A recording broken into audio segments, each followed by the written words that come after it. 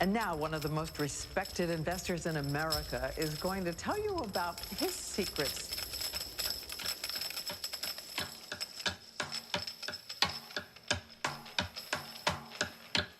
Warren Buffett. It's the sound of money. $9.2 Warren billion Buffett, the second richest man in America. He's estimated to be worth about $62 billion. It makes him the richest man in the world.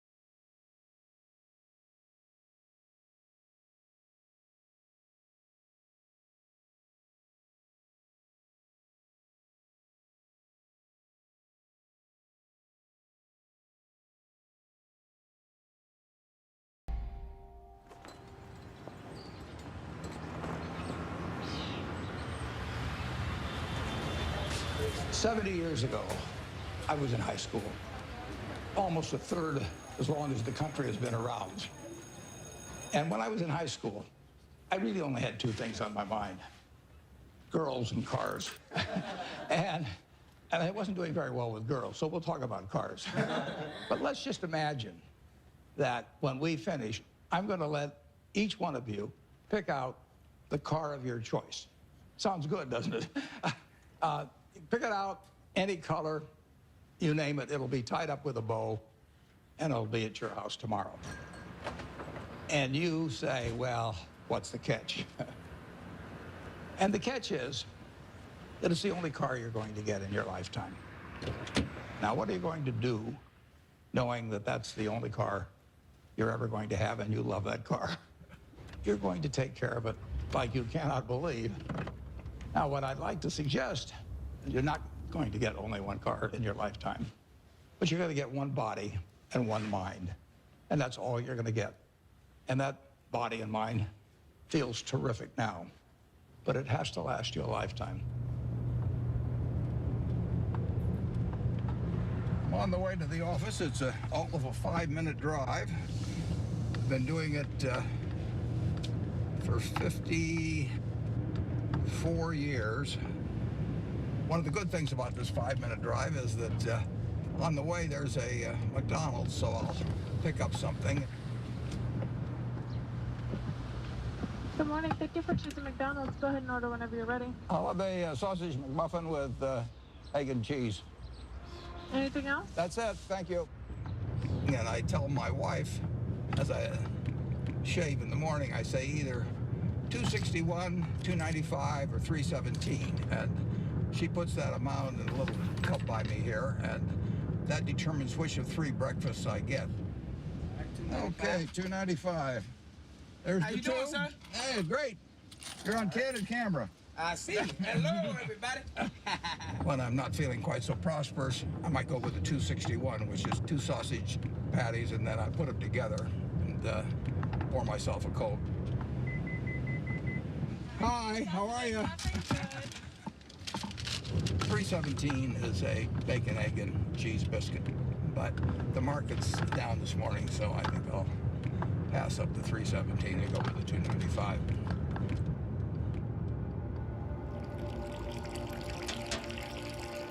I like numbers. Started before I can remember. It just felt good working with numbers. I was always playing around with numbers in one way or another, and it was fun to have a bunch of guys over and have them betting on which marble would reach the drain first. I had a lot of energy as a kid. I was inquisitive, and I was the youngest one always in the class because I'd skip. I've always been competitive. I like to read more than most kids. I really like to read a lot. My Aunt Edie gave me a copy of the World Almanac And that was heaven to me. And I can still tell you that the almost population was 214,006 in 1930. Some numbers just kind of stick with you. And very early, probably when I was 7 or so, I took this book out of the Benson Library called 1,000 Ways to Make $1,000. And one of the ways in this book was having penny weighing machines. And I sat and calculated how much it would cost to buy the first weighing machine and then how long it would take for the profit for that one to buy another one. And I would sit there and create these compound interest tables to figure out how long it would take me to have a weighing machine for every person in the world. I had everybody in the country weighing themselves 10 times a day, and me just sitting there like John D. Rockefeller's weighing machines. The allowance when I was a little boy was a nickel a week, but I liked the idea of having a little more than a nickel a week to work with, and I went into business very early. I started selling Coca-Cola door-to-door. I sold gum door-to-door, or sold Saturday Evening Post, Liberty Magazine, Ladies' Home Journal, you name it. I think I enjoyed the game almost right from the start. But I like being my own boss. That's one thing I liked about delivering papers. I could arrange the route I wanted. Nobody was bothering me at 5 or 6 in the morning.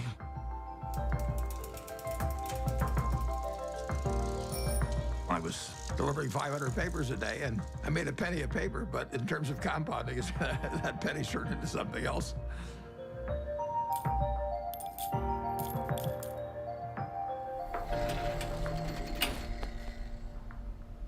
Einstein is reputed to have said that compound interest is the 8th wonder of the world or something like that. And it goes back to that story you probably learned when you were in grade school, where somebody did something for the king, and the king said, "What can I do for you?" And he said, "Well, let's take a chessboard and put 1 kernel of wheat on the first square, and then double it on the second and double it on the third." And the king readily agreed to it, and by the time he figured out what 2 to the 64th amounted to, he was giving away the entire kingdom. So it's a pretty simple concept, but over time, it accomplishes extraordinary things.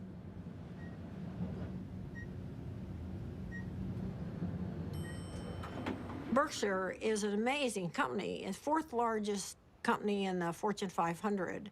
He is the only person who has ever, from scratch, built a company that is in the top 10 of the Fortune 500.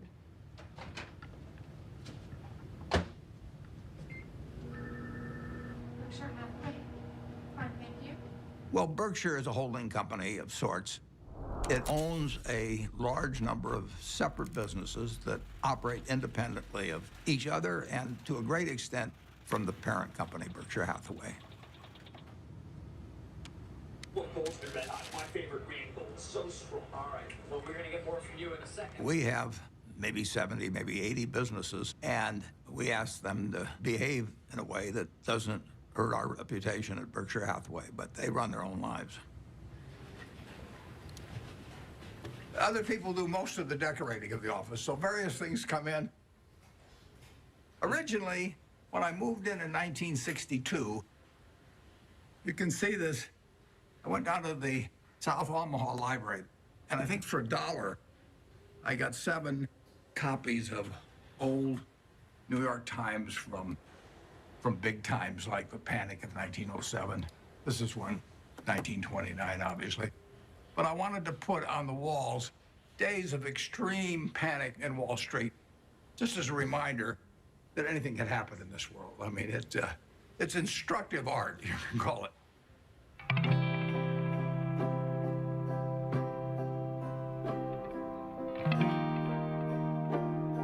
I was born in 1930 here in Omaha, Nebraska, during the stock market crash. Well, my dad lost his job in 1931, a year after I was born. He was a stock salesman, and he had what little savings he had in the bank, and so he started his own company. He worked right through the Depression.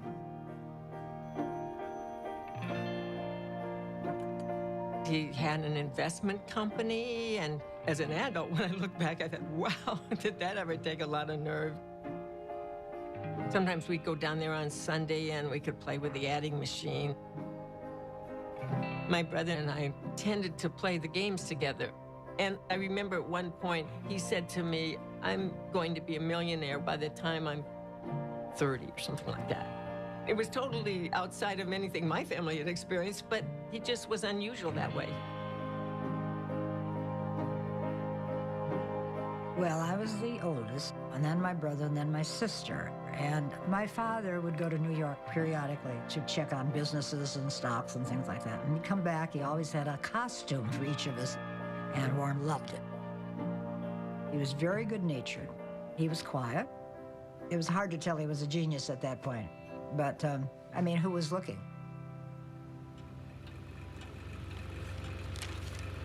The first books I read on investment were actually in my dad's office.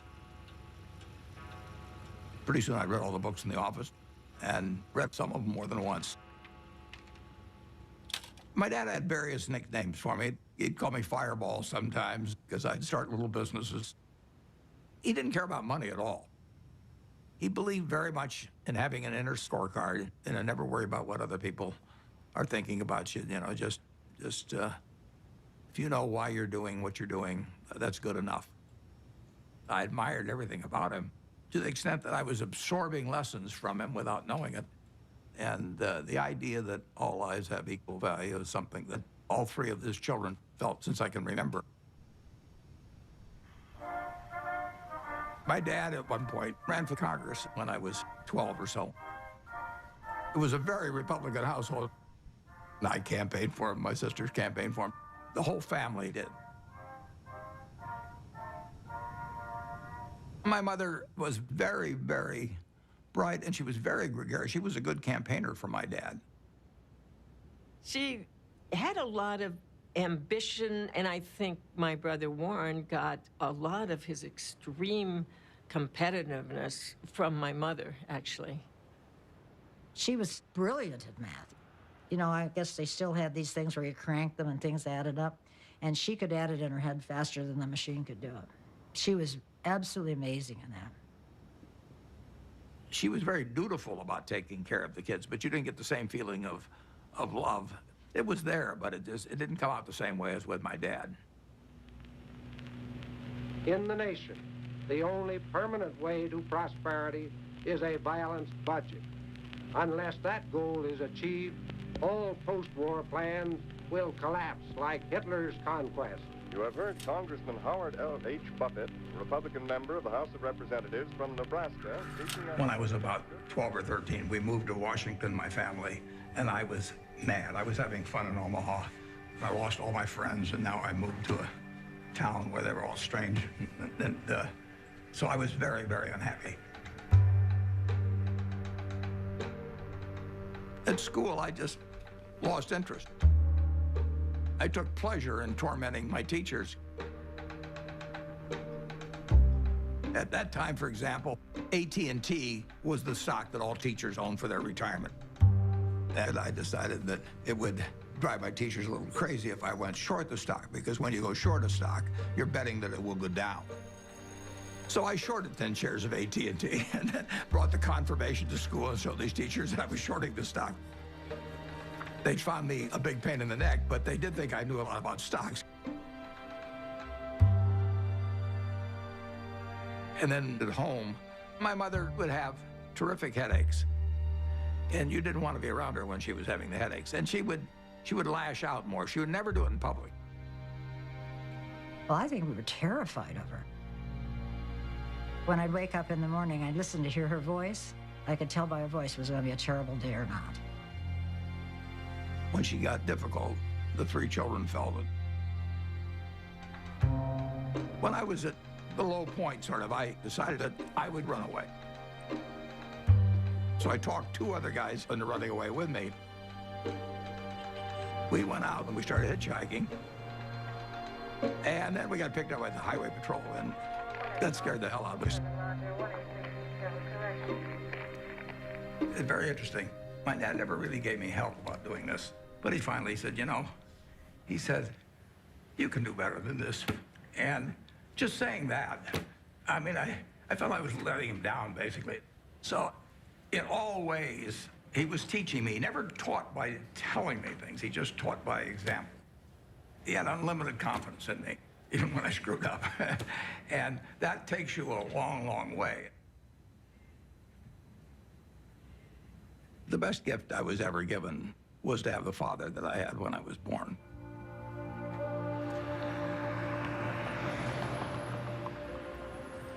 I didn't want to go to college. I was 16 when I got out of high school, and I was buying stocks. I mean, I actually was having a pretty good time, and I didn't see that there really was much to be gained by going to college, but my dad kind of jollied me into it. He had a roommate who was a friend of mine, and the roommate said it just drove him crazy because he studied all the time, and Warren would come in like 15 minutes before the exam and just ace his way through it. I finished in 3 years because I had enough credits, and I was in a hurry. I wanted to get out. When I got out of the University of Nebraska, I applied to Harvard Business School. They told me I was to get interviewed in a place near Chicago. I got there, and he interviewed me for about 10 minutes. And he said, forget it. You're not going to Harvard. And so now I'm thinking, what do I tell my dad? You know, this is terrible. And it turned out to be the best thing ever happened to me. Later that summer, I was looking through a catalog. And in the catalog, it had these names of people that were teaching. And one was Graham and another was Dodd. I had read this book by the two of them. So I wrote him a letter in mid-August. And I said, Dear Professor Dodd, I said, I thought you guys were dead. But now that I found out that you're alive and teaching at Columbia, I would really like to come. And he admitted me. So, you know, that it just shows you never can tell.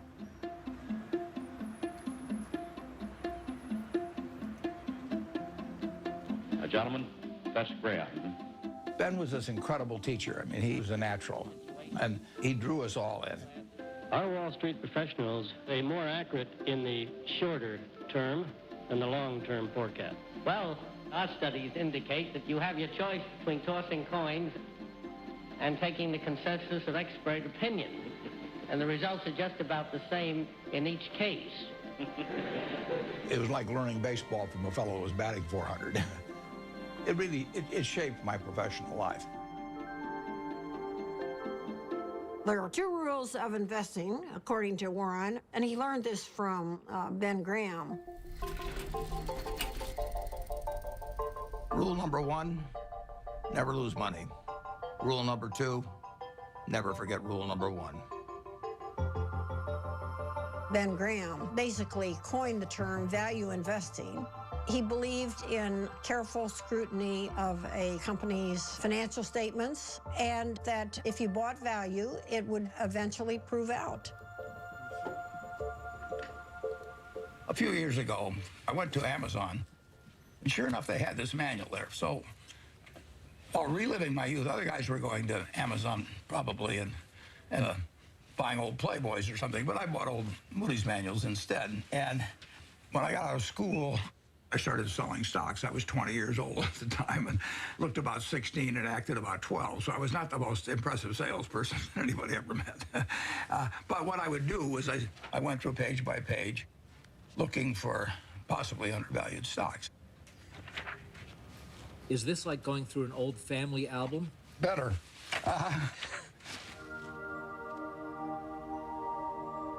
When I got out of business school at Columbia, I developed pretty decent skills in terms of business, but I hadn't really come to terms with the world exactly. What were you like around girls back then? Bad. I was sort of out of the swing of things there for a while. I went to my 60th reunion. There's a girl there. I took her out one time to the Uptown Theater in Washington, and I asked her whether she remembered what movie we saw, and she said, no, I don't remember that. And then she said, but I do remember one thing. And like an idiot, I said, what was that? And she said, well, you picked me up in a hearse. And it was true that I owned a half interest in a hearse when I was in high school, which was not the smoothest thing, or coolest, as I would say now, the thing that you could do on a date. There were two turning points in my life. Once when I came out of the womb, and once when I met Susie, basically. She was the girl, yeah. But it took her a little longer to figure out I was the boy. I was going to be his youngest sister's roommate at Northwestern. So I walked into their house, and he was sitting in this chair, and he made some sarcastic quip. So I made one back. I thought, who is this jerk? And that's how we met, yes. Listen, Warren is smarter than you even know. His brain is going all the time. And my dad said to me, now you have to understand about him. You're not going to have discussions with him like you would most normal people. But he has a heart of gold. He was just totally enamored of her, and why not? And she of him. She'd sit on his lap all the time, and he'd stroke her hair. It was softening him. Susie was really kind, considerate, and she was the balancing force. I just got very, very, very lucky. But I was a lopsided person, and it took a while, but she just stood there with a little watering can and just nourished me along and changed me. Somebody once said that the chains of habit are too light to be felt until they're too heavy to be broken. I had been terrified of public speaking. I couldn't do it. I'd throw up. And I knew if I didn't cure it then, I'd never cure it. And so I saw an ad in the paper for the Dale Carnegie course, which worked on developing your ability to speak in public. And I went down there. Be sincere. A good smile has the same effect as a puppy's tail. When a puppy wags... They made us do all these crazy things to get out of ourselves, and so we stood on tables and did all kinds of things.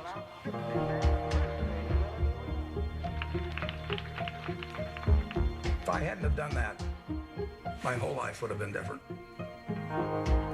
So in my office, you will not see the degree I got from the University of Nebraska. You'll not see the master's degree I got from Columbia University, but you'll see the little award certificate I got from the Dale Carnegie course.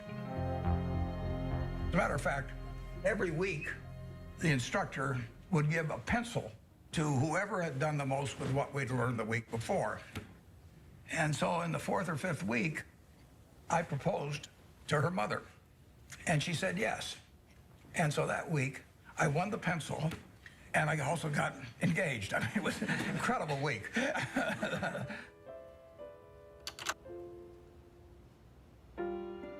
wedding date was kind of interesting because I couldn't see anything without my glasses, and I was so nervous that I just decided I'd take off my glasses and I wouldn't be able to see all those people out there.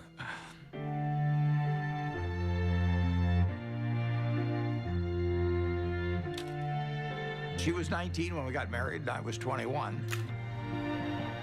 But she was so much more mature than I was, there's no comparison.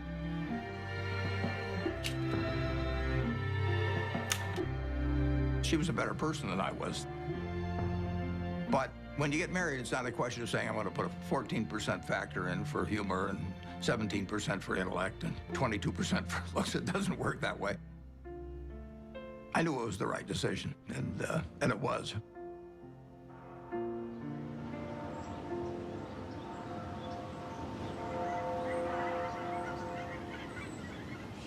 You could live anywhere in the world. Why do you choose Omaha, Nebraska? Yeah, I love it. I was born about a mile from here, and I've never had a bad experience in Omaha.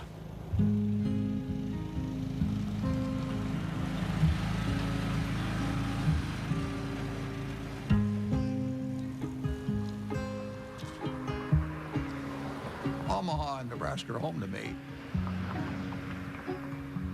Everything about it seems like home. It's a pace, it's relationships. There's a lot of continuity, there's a lot of community, there's a lot of friendship.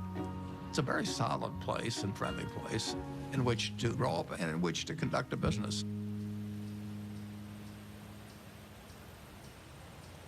When I came back to Omaha in early 1956, I had no idea what I was going to do. But a few months after I came back, some members of the family said, what should we do with our money? And I said, well, I'm not going back in the business of selling stocks, but if you would like to join me in a partnership, I said, I'll be glad to do it. So within a couple of months after coming back, I set up the first partnership.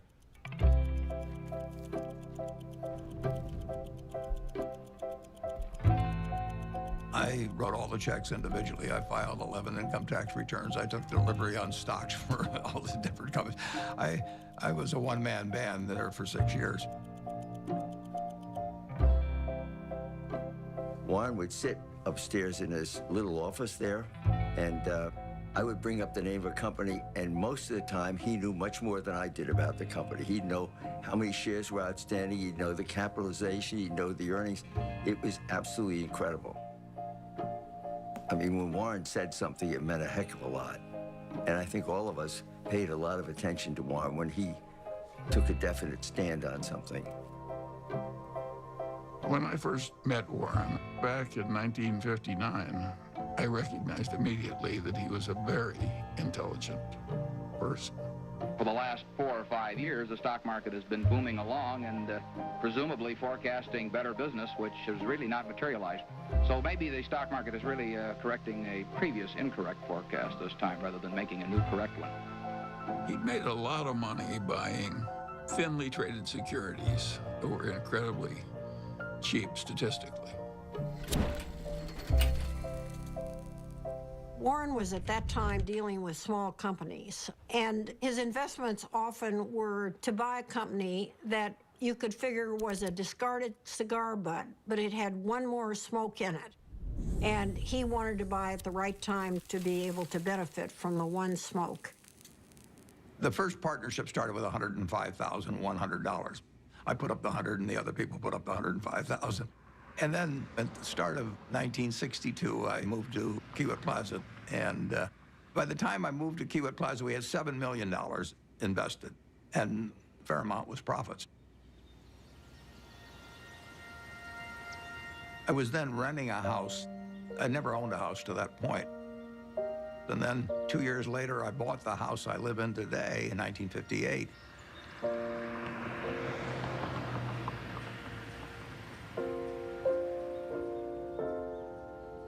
We had 3 children, Susie and I.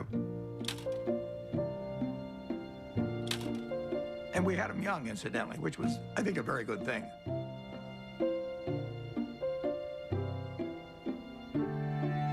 My daughter, Susie, was born here.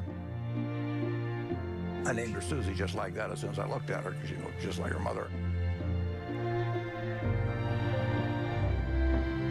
And she was a cinch. And then Howie was, you know, this absolute bundle of energy, which made things very difficult for Big Susan for a while. Peter again reverted back to Susie's personality, and he was an easy child.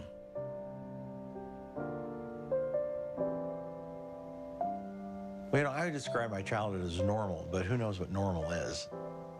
People often think, you know, well, Warren Buffett was this famous rich guy. He was not famous and he wasn't rich when we were growing up. What I saw first and foremost, day in and day out, was consistency. Every day we'd hear the garage door close in the house, and then like clockwork, my dad would come in the door, I'm home, and we'd all eat dinner together, which I think surprises a lot of people. My dad used to rock me to sleep at night and sing Over the Rainbow. So I have this insanely sentimental attachment to that song. I've always had a really close relationship with him.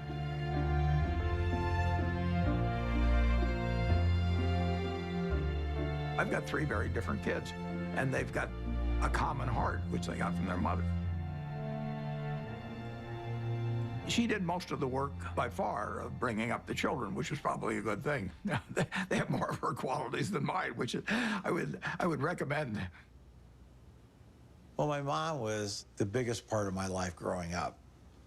Even though I got disciplined on a regular basis, and she was usually the one doing it, she was still my best friend. She was somebody who would help anybody. I mean, whether she knew them or didn't know them, or maybe even didn't agree with them, she would still help them. She was incredibly empathetic, and she was interested in every person individually. She never cared about money or business at all. I mean, he would go around saying, I'm going to be the richest man in the world. And I think, well, it's like somebody says I play music and I'm going to be Mozart. I don't know. How does anyone know? How does anyone know, you know? So that was okay. I don't really care about that. I would say that Susie led Warren toward changing his political views. He grew up as a young Republican. His father was a Republican congressman. But Susie saw things in different ways. She was the catalyst.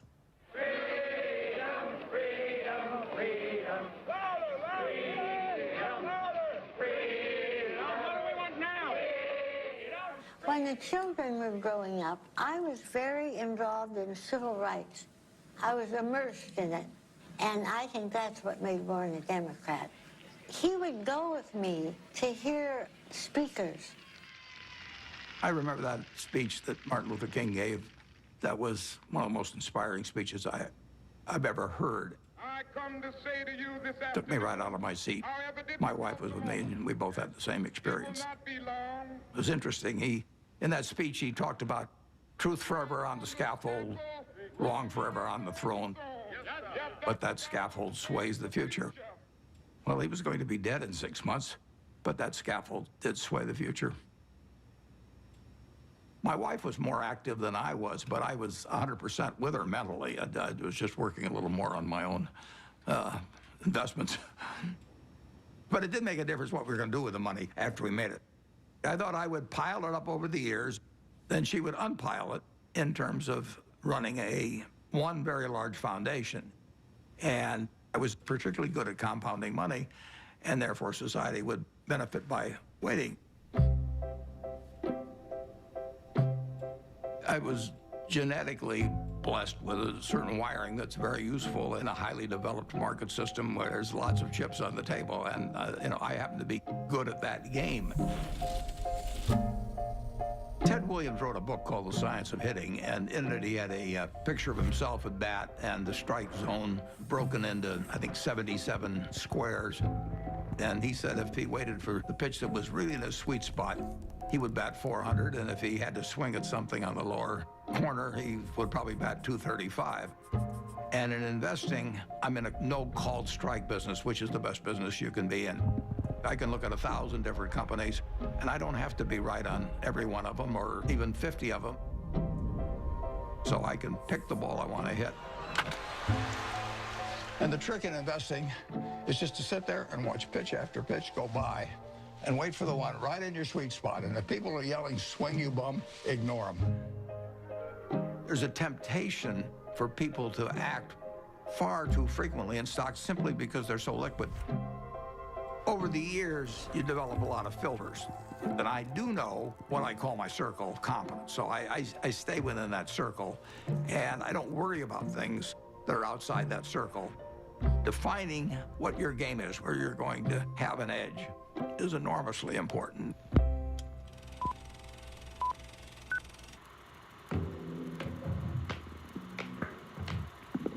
I bought the first shares of Berkshire in 1962, and it was a northern textile business destined to become extinct eventually. And it was a statistically cheap stock in a terrible business. Berkshire Hathaway was closing mills, and as they closed mills, it would free up some capital, and then they would repurchase shares. So I bought some stock with the idea that there would be another tender offer at some point, and we would sell the stock at a modest profit. And at one point, the management asked me at what price we would tender our stock, and I said $11.50. And the tender offer came out a few months later, and it was at $11 3/8, which was 1/8 of a point cheaper. And that made me very mad, so I just started buying more stock. I just felt that I'd been double-crossed by the management, and in May of 1965, I bought enough so we controlled the company. and we changed the management.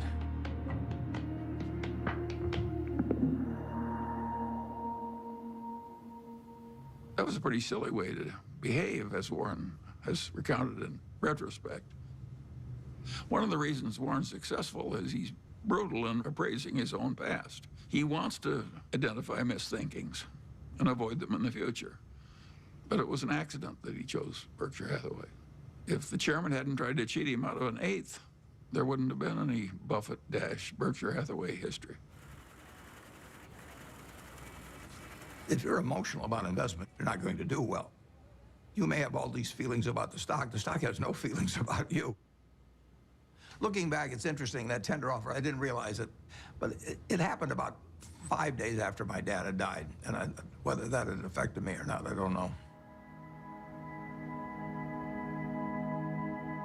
Do you remember your last conversation with your father? Yeah, but I don't want to talk about it.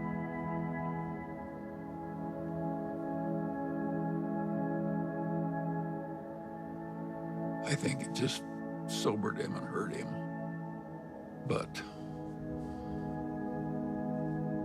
Warren soldiers on. Both Warren and I could look at our fathers and see what they did right and what they did wrong. Warren's father was a real old-fashioned right-wing ideologue.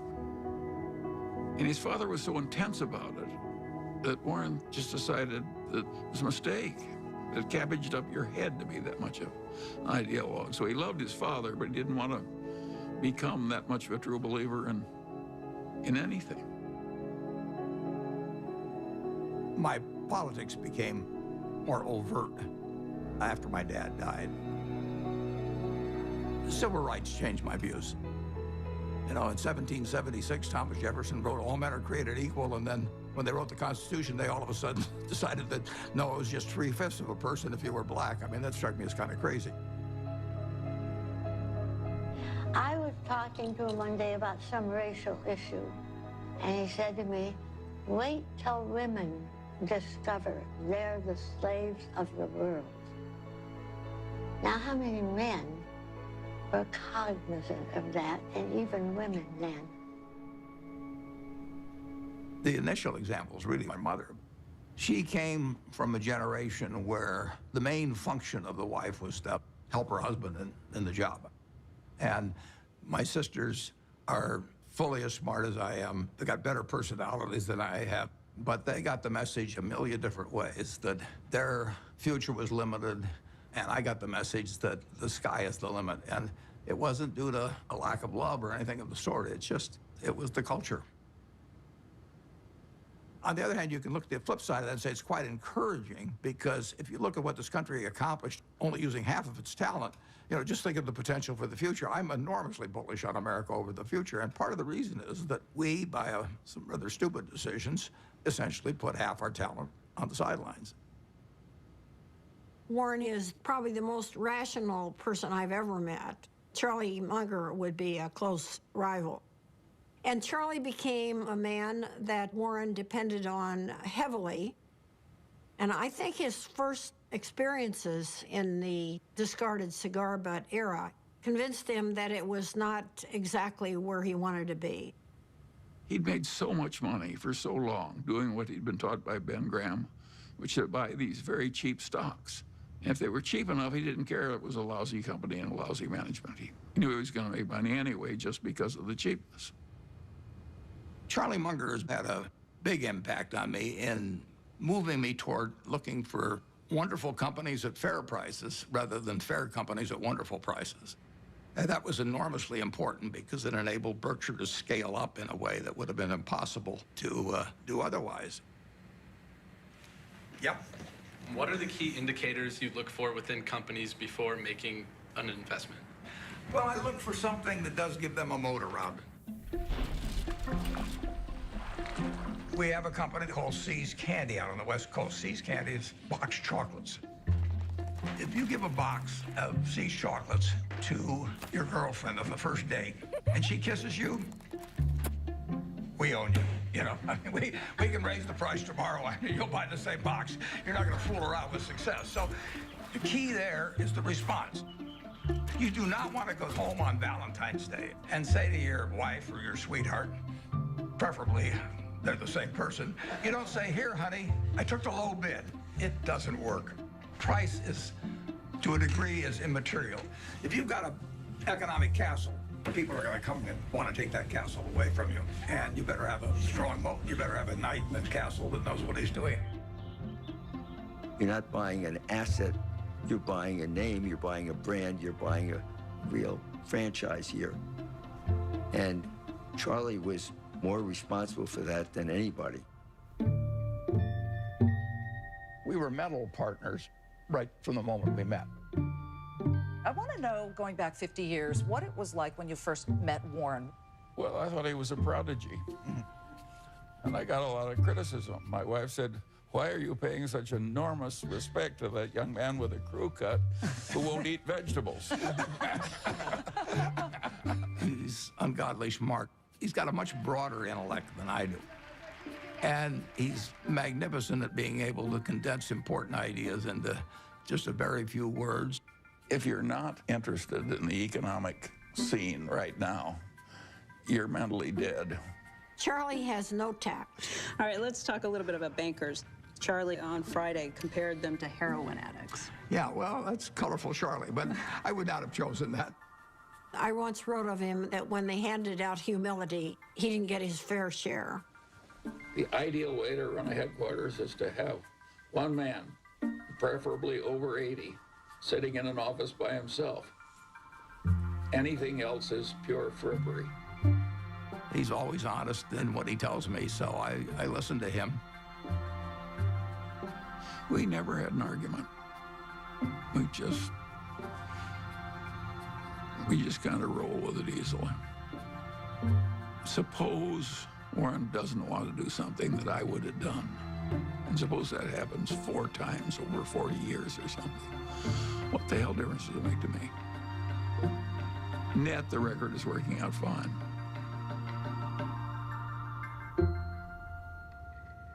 Both of us know that we've done better by having ethics. Warren's not interested in making money by cheating people. Warren's opinions of Wall Street investment bankers would not endear him to their mothers. He feels that they're, for the most part, not out for their clients. They're out for their own business interests. In the late 1960s, there were just a flood of accounting shenanigans and mergers built upon false accounting and misleading people. It was a time when a lot of charlatans were prevailing in Wall Street and were being applauded by Wall Street. And I understood what the game was about, but I didn't want to play in it. So I closed down the partnership at the end of 1969, and I took on the title of chairman for Berkshire Hathaway. Well, I think the modern Berkshire is pretty much all a reflection of Warren. I have constructed a business that fits me. It's kind of crazy to spend your life painting if you're painting a subject you don't want to look at. I've gotten to paint my own painting in business on an unlimited canvas, in a way. It's a different sort of place. I work with a great group of people that make my life very easy and that take good care of me. We have 25 people in the office, and if you go back, it's the exact same 25, the exact same ones. We don't have any committees at Berkshire. We don't have a public relations department. We don't have investor relations. We don't have a general counsel. We don't have a human relations department. We just don't go for anything that people do just as a matter of form. It's exactly the life I like. And it's not work to me. It's just a form of play, basically.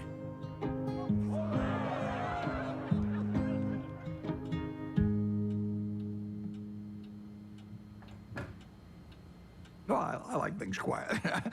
I shut the door, actually, at the office because I don't want to hear anybody talking outside. And I still probably spend 5 or 6 hours a day reading. Look at what's trending today. Our quick roundup of what has you talking. Well, what's amazing is the stuff he remembers. It's like a little computer, you know. I keep thinking the hard drive will run out of space, but it doesn't. He's one of the smartest people we know.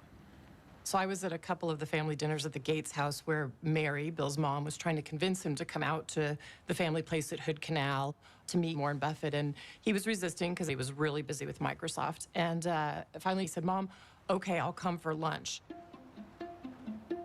So the two of us flew out there somewhat reluctantly because, you know, buying and selling stocks, which is how I thought of Warren, wasn't a particular interest to me and didn't seem like value added. It turned out that was completely wrong. We knew that day that we'd be very close friends. In fact, we just couldn't get enough of each other.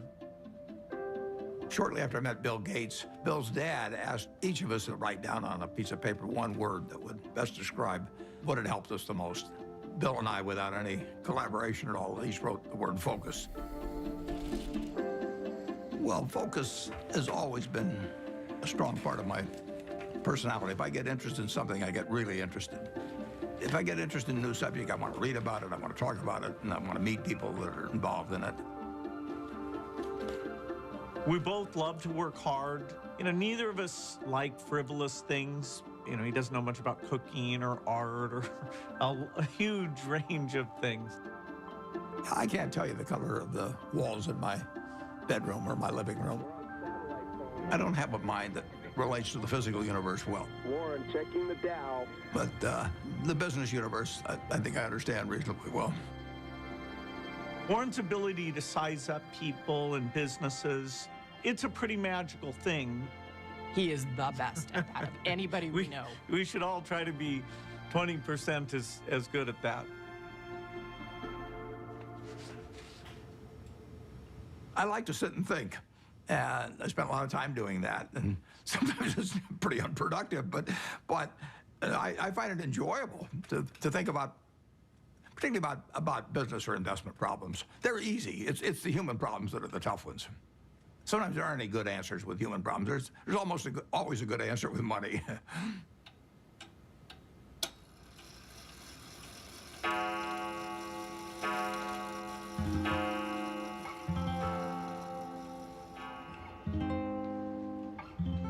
He was sort of a genius.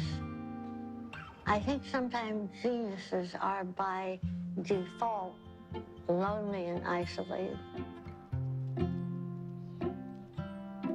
He was not really well adjusted.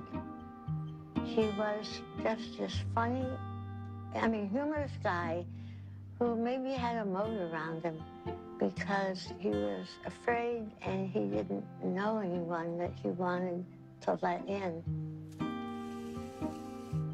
And to this day, I don't know, well, nobody knows him like I do, and probably any wife would say that. But,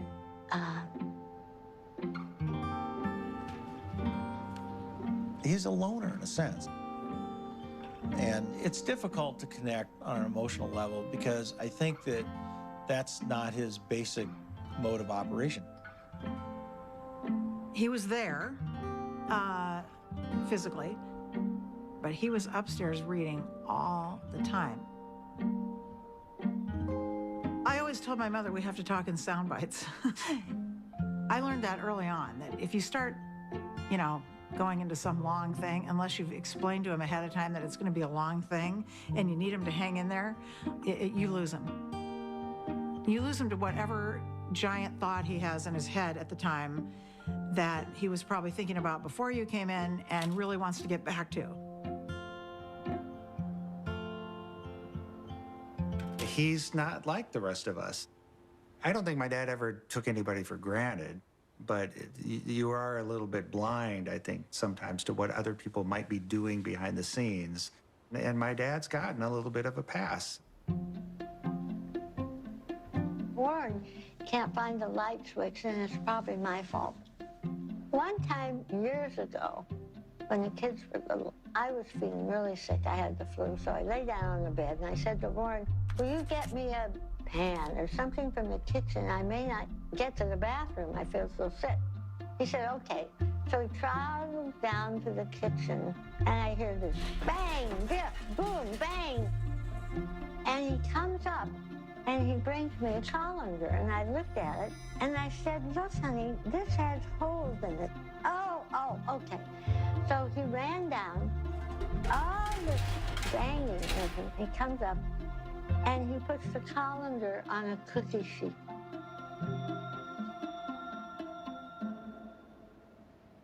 Physical proximity to Warren doesn't always mean that he's there with you.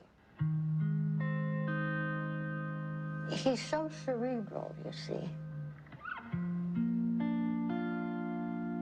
And that's why I learned to have my own life. We were two parallel lines, but very connected when he was open to connecting. I did make a joke at one point. I said, you know, we could make a tape of Mom yelling, you know, bye, Warren, I'll be back later, and then have the door slam, and you would just think she was here. I don't think he knew what she was doing most of the time. Once Howie and I were both gone, as we've gotten older, she started to see the writing on the wall here and, you know, just started trying to figure out how she could at least have some more, she called it, you know, a room of her own.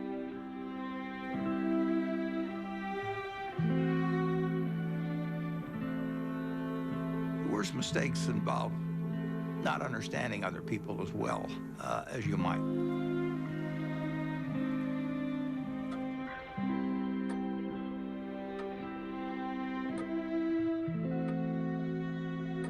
Well, she left Omaha in 1977, and there really isn't much to say about that.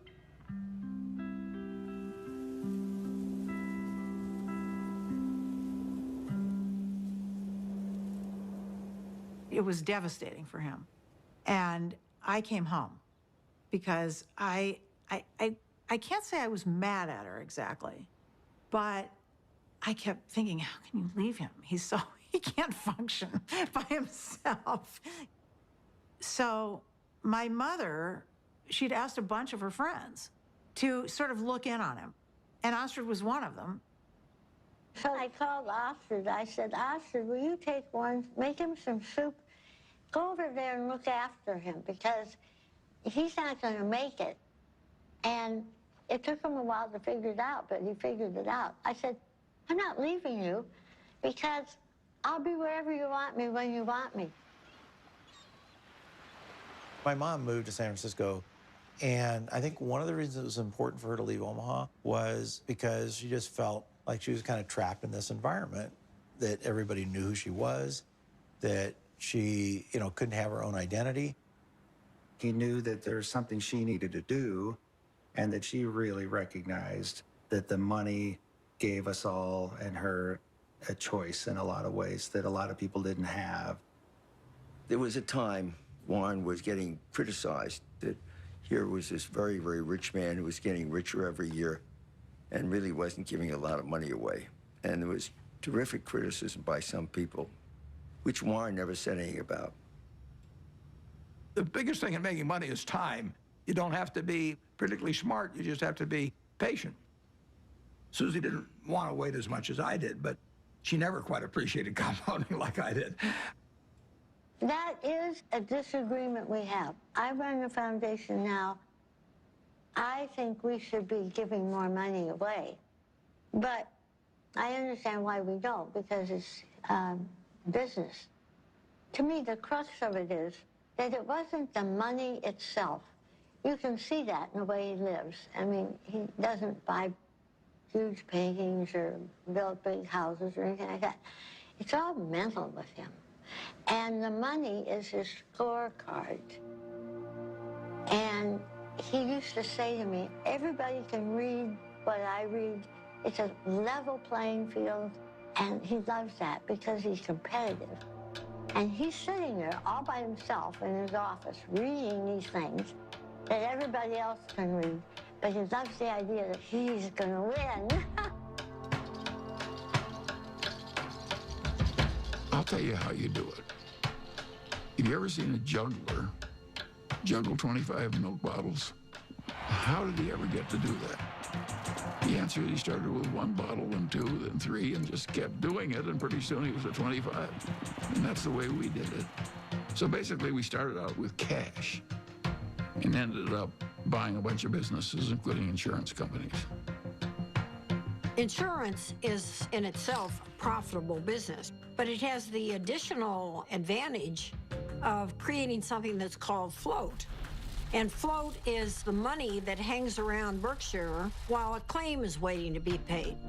And Warren turned out to have an extraordinary ability to use the money thrown off by the float to buy companies that fed the growth of Berkshire.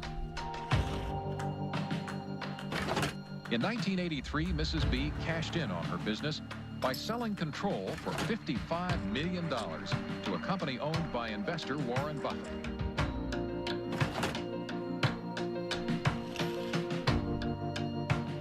Warren was quite an expert about newspapers. He got interested in the Post because he recognized it as a greatly undervalued company. He had to write me a letter. Dear Mrs. Graham, I've just bought 5% of your company, and I mean you no harm. And I think it's a great company. I know it's Graham owned and Graham run, and that's fine with me. And I thought, whoa, this guy's really terrific. He used to come to board meetings with about 20 annual reports. And he would take me through these annual reports. I mean, it was like going to business school with Warren Buffett. Kay Graham did introduce Warren to the world of Washington, entirely different group than he had ever dealt with before. It was clear that working with Kay gave him a different kind of confidence, and he was the star. Everyone wants to hear what Warren Buffett has to say. The Oracle of Omaha, building his image and having some fun. Berkshire shares have increased more than 2,000% in value, one of the largest market capitalizations in the world, and it could grow a lot larger since Warren Buffett shows no sign of slowing down. So how did he do it? By investing in what he knows and understands. Good old-fashioned American brands like Coca-Cola, Fruit of the Loom, and Dairy Queen. What inspired you? This inspired me. Find what you like. Is that what Yeah, absolutely. Today, the Coca-Cola Company will sell almost 2 billion 8-ounce servings of one form or another of Coca-Cola products. Now, if you get an extra penny a day, a penny a serving, that's $20 million a day. That's $7.3 billion a year from 1 penny more. When you own Coca-Cola, you own a little piece of the minds of billions and billions of people. That is really good. Who's got the most $100 bills these days? Well, his name is Warren Buffett in this country, and he has just displaced his friend Bill Gates as the richest businessman in the world.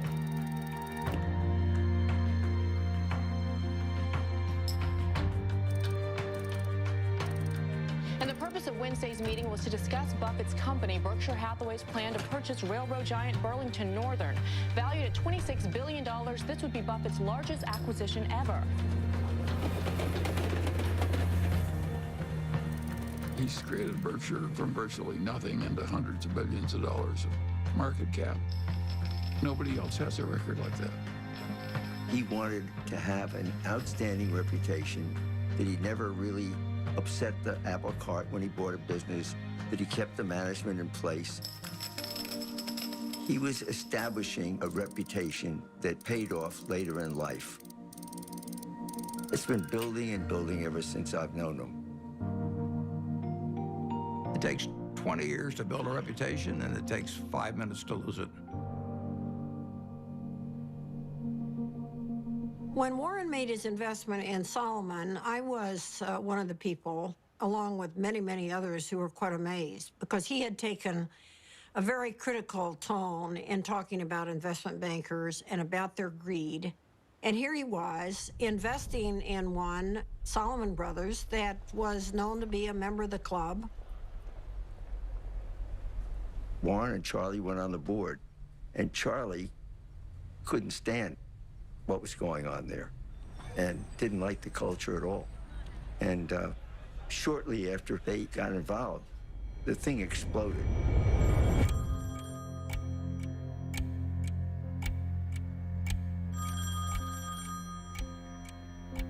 In 1991, on a terrible day in August, I got a call, and the two top officers of Solomon were on the other end, and they said that you know, we had a problem. This is NBC Nightly News. Good evening. It is the kind of scandal that rocks Wall Street and raises questions about the integrity of our financial institutions. With the giant securities firm of Solomon Brothers under investigation for improper trading of treasury bonds. Solomon admitted it exceeded the limits of trading in government bonds, once by buying bonds in the name of a customer who didn't even know about the deal. Solomon Brothers is under investigation by the Treasury Department, the Federal Reserve, the SEC, and the Justice Department. But more important than the fate of the firm itself is the impact their actions could have on the public trust and on the credibility of the American market worldwide. The company owed $150 billion. It owed more money than any other private company in the United States at the time. And that night, I met with the man that ran the Federal Reserve of New York, who was the sheriff, in effect. And I said, you know, I've never really owed very much money before. I said, I've got a little mortgage on a house, but $150 billion is a little staggering. And I was hoping he would say, well, don't worry, Warren, we'll give you a few weeks to breathe. And he said to me, prepare for any eventuality.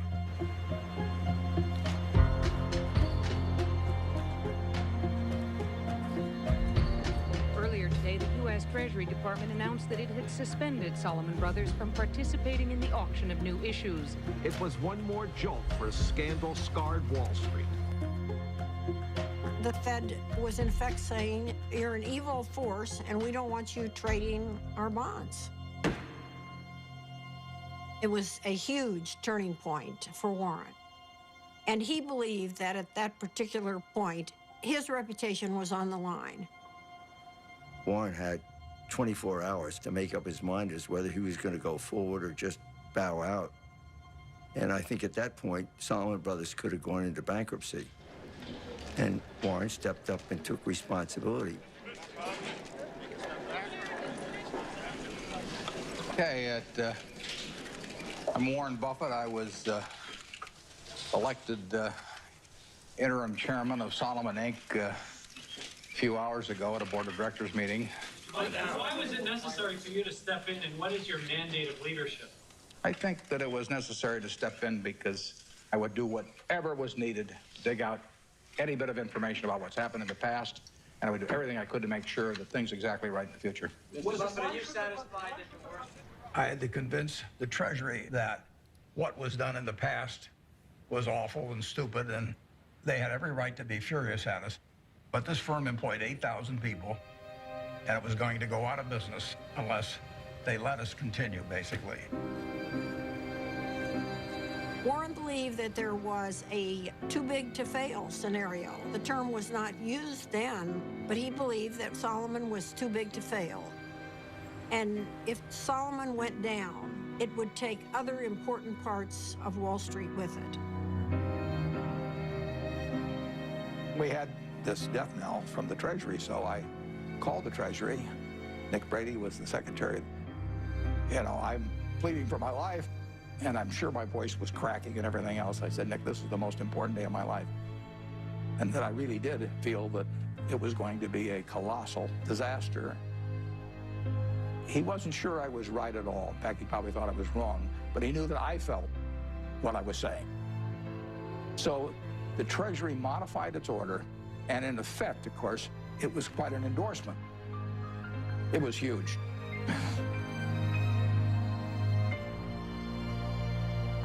It saved Solomon. Nick Brady went with Warren because he trusted him. It shows how having a good reputation is really helpful in life.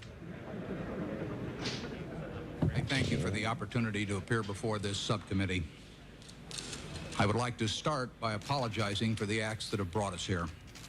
The nation has a right to expect its rules and laws to be obeyed. But I also have asked every Solomon employee to be his or her own compliance officer. After they first obey all rules, I then want employees to ask themselves whether they are willing to have any contemplated act appear the next day on the front page of their local paper to be read by their spouses, children, and friends. If they follow this test, they need not fear my other message to them. Lose money for the firm, and I will be understanding. Lose a shred of reputation for the firm, and I will be ruthless. I welcome your questions.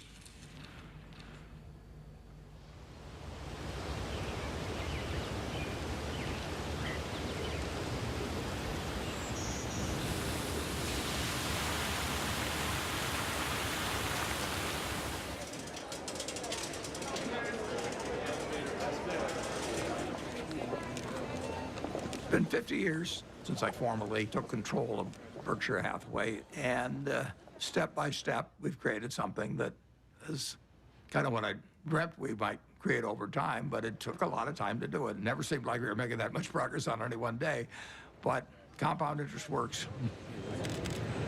When you think back 50 years ago when you founded this company, did you ever imagine it would be the 5th largest company in the world?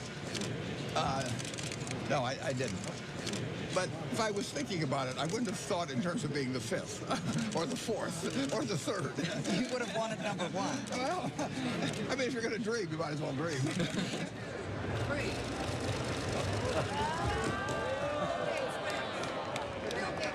Well, a Berkshire Hathaway shareholders meeting is partly a fun festival. It's sort of a Mardi Gras for people that come every year. It's a chance for us to have a lot of fun and meet the people that have entrusted us with their money. Well, we used to have just 30 people in a cafeteria, and now we have this huge public spectacle. Celebration is part of making a group of people work well together. It's a celebration. We are glad you're here at our meeting. Be sure to check out our wares. We'll sell you C's candy and dilly bars and insurance for all of your cars. For it's buy all you see at the Berkshire Show.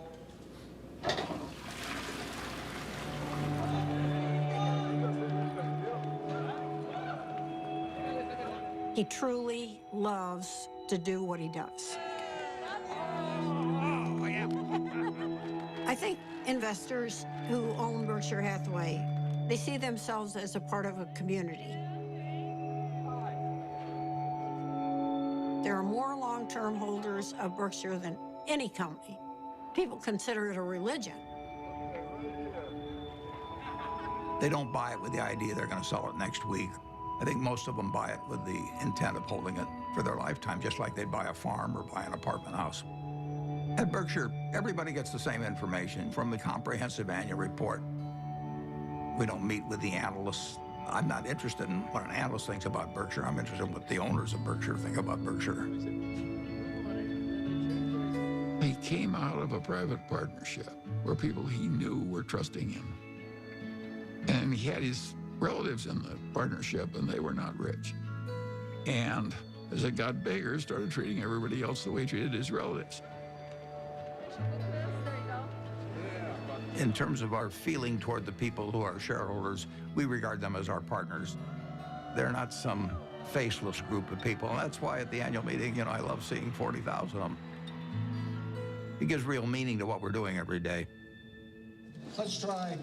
If you knew Susie like I know Susie, we just have a lot of love and respect for each other, and that's never changed. I don't go to most things in Omaha because I think Astrid lives there with him, and that's for her to do. And then we do all kinds of things. Strange as it may seem to people, I always think, who cares? If it's working between the people who are directly involved, who cares what anyone thinks? And my mother and Astrid were very close. They really, really loved each other. And I think that my mother was glad that she was there because she loved my dad. She wanted him taken care of and happy, and there's no one better than Astrid. I mean, she loves my dad. She wouldn't care if he had 1 cent. Well, Astrid has lived with me for a long time. She's done wonders for me. It worked well, but I don't think it'll work for lots of other people necessarily. Susie and I loved each other, and we admired each other, and we were totally in sync with what the other was doing, but we were two different individuals.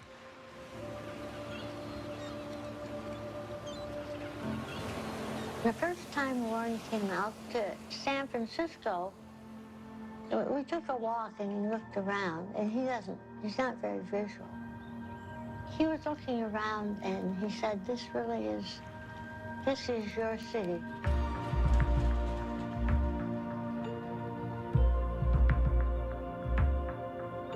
I am so drawn to color and light and form and nature that he thought it was a good place for me.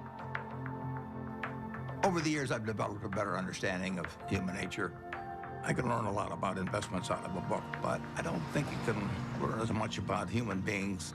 You really need some experiences, and I'm wiser in that respect than I was 40 or 50 years ago, even though I can't rattle off numbers the same way I used to be able to.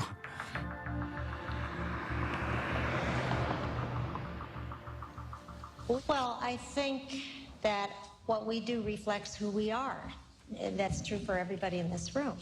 And if you do the work I do, you meet the best human beings in the world. People who've made a choice not to make money, but to serve other human beings. I think it's the best kind of life anyone could have. I was with her in Arizona at this Fortune Most Powerful Women's Conference, and she told me that she'd had a biopsy the day before, and I didn't really think much of it. Then we got home, and the biopsy results were not good. It was stage 4 oral cancer. I was on my way to a board meeting in India, and I remember saying to her, you know, I'll see you when I get back. And she rarely cried, and she just started crying. I said, no, you need to stay here, and you need to come out for the operation. So we were all there, and the day she was going into the surgery that morning, my dad, it's funny, there's some of it he just can't, you know, he just can't. The thought of something happening to her was just, for him, you know, it was just the worst thing that could happen. She knew it was going to be really difficult. She knew the recovery was going to be brutal. So I think that she had that surgery for others.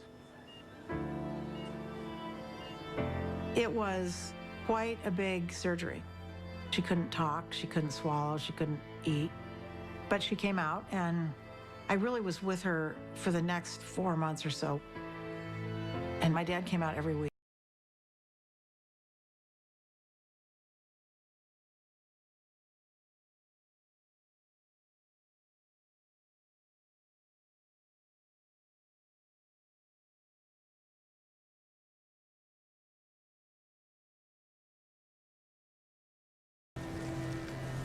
She and my dad had gone to Cody, Wyoming, which they did every year with a bunch of friends.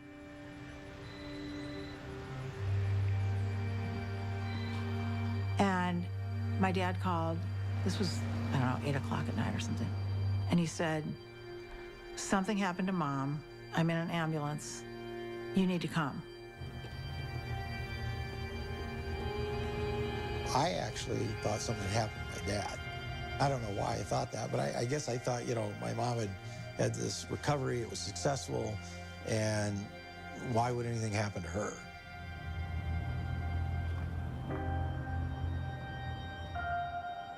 It was horrible.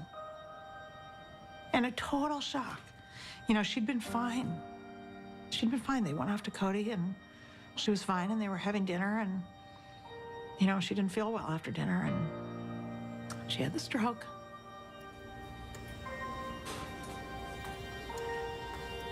We went into the hospital room, and my dad was sitting there. He'd been sitting there all night, holding her hand. I was so proud of him, because when it came down to it, he knew what he was supposed to do, and he did it, which was nothing.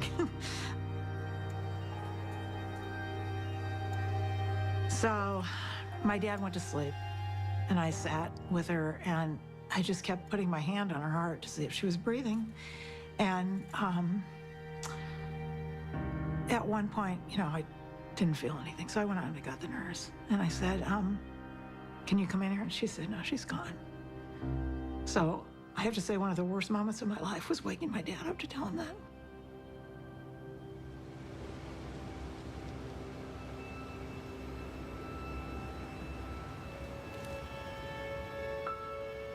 It's a very strange thing, love. You can't get rid of it. If you try to give it out, you get more back. If you try to hang on to it, you lose it.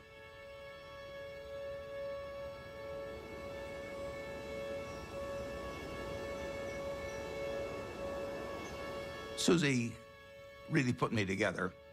She believed in me. She put me together, and well, not only turned out to be the person I've turned out to be, but I actually wouldn't have been as successful in business without that. She made me more of a whole person.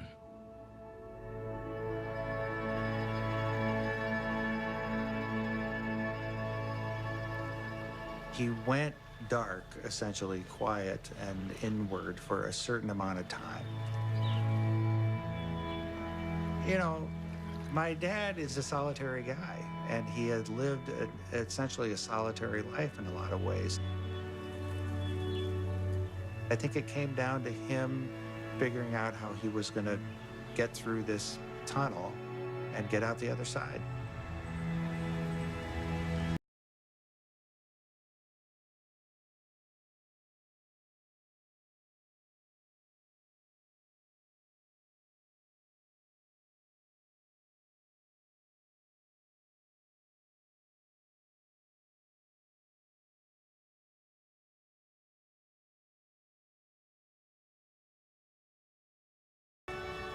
Welcome. I'm Patty Stonecipher, the CEO of the Bill and Melinda Gates Foundation. And we appreciate you coming today, especially since I sent a very vague and very late notice to ask you to come to a conversation with Bill and Melinda on the future of philanthropy. So let's get on with it. I have the pleasure of introducing a good man whose great decision is going to change the world, Warren Buffett.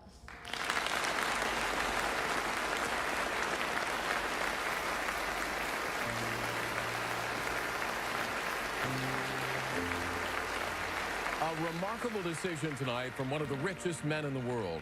Mega billionaire Warren Buffett says he is giving away most of his fortune to charity. Buffett has pledged to give away the bulk of his fortune to the Bill and Melinda Gates Foundation, and giving more than 15% of his money to foundations started by his 3 children and his late wife, Susan.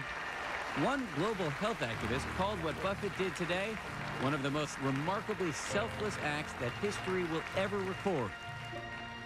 That's a better hand than I get at a Berkshire Hathaway meeting.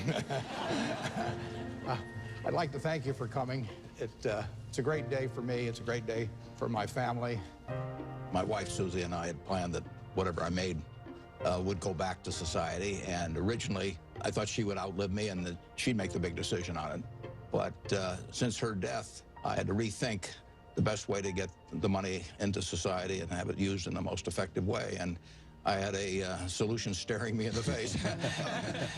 It was completely out of the blue. I mean, amazing. The largest single gift ever given was what he gave away that day. I'd like to ask the people representing those various foundations to come out. First 3 letters are easy to sign. I just signed Dad.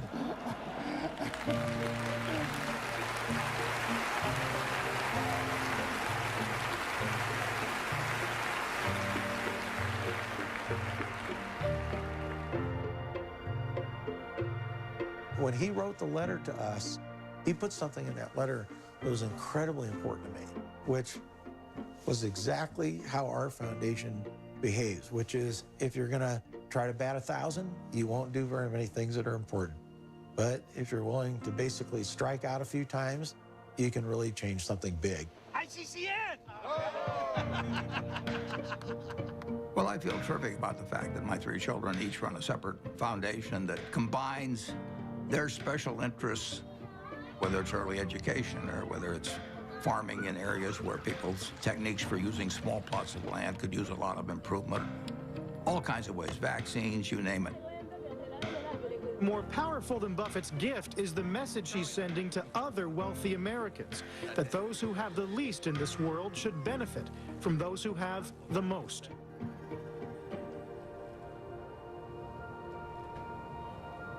In my entire lifetime, everything that I've spent will be quite a bit less than 1% of everything I make. The other 99% plus will go to others because it has no utility to me. So it's silly for me to not transfer that utility to people who can use it. It's doing me no good.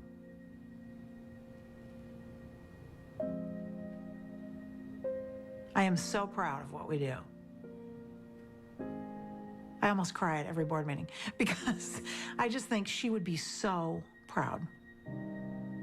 And that is my biggest job, in my opinion, is to make sure that every penny gets spent the way she would want it spent. Whoever you are in this life, you don't want to think you wasted a lot of your energy and love and time on something useless. I always thought I'd marry a minister or a doctor or somebody out doing some valuable service to human beings. And the fact that I married somebody who makes just piles of money is really the antithesis of what I ever thought. But I know what he is, and he is, there's no finer human being than who he is.